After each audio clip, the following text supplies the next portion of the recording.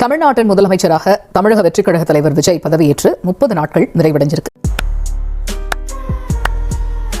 Guys, முதலமைச்சர் விஜய் ஆட்சி பொறுப்புக்கு வந்து 30 நாளை தாண்டி இருக்கு. சோ 30 நாள்ல டிவிக்கு அரசாங்கம் செஞ்ச உருப்படியான விஷயம் என்ன, உருப்படாத விஷயம் என்ன அப்படின்றத வீடியோல பார்க்க போறோம். சிறப்பான தரமான சம்பவங்களை இனிமேதான் பார்க்க போறேன். சோ இது கூடவே முதலமைச்சர் விஜய்க்கு பெண்கள் மேல அக்கறை இல்லையா அப்படின்ற மாதிரி உதயநிதி ஸ்டாலின் கேள்வி கேட்டிருக்காரு. ஸ்ரீவைகுண்டத்தில் முதலமைச்சர் விஜயின் ரசிகை பாலியல் வன்கொடுமை செய்யப்பட்ட சம்பவம் குறித்து உதயநிதி தன்னுடைய கருத்துக்களை முன்வைத்திருக்கிறார். உண்மையிலேயே பெண்கள் பாதுகாப்பில் முதலமைச்சருக்கு அக்கறை இருக்கிறதா என. ஏன்னா டிவிக்கு சார்ந்தவங்க பாலியல் வன்கொடுமையில் ஈடுபட்டு இருக்காங்க.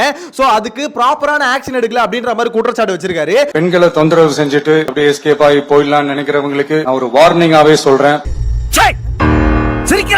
அது மட்டும் இல்லாம ஆட்சிக்கு வந்ததுல இருந்து இப்போ வரைக்கும் தொடர் மின்வெட்டு வருது. இங்க எங்கேயுமே கரண்டே இருக்க மாட்டுது. இங்க வயசானவங்க, குழந்தைங்க எல்லாருமே ரொம்ப கஷ்டப்படுறோம். ஓ, அப்படியா விஷயம்? இது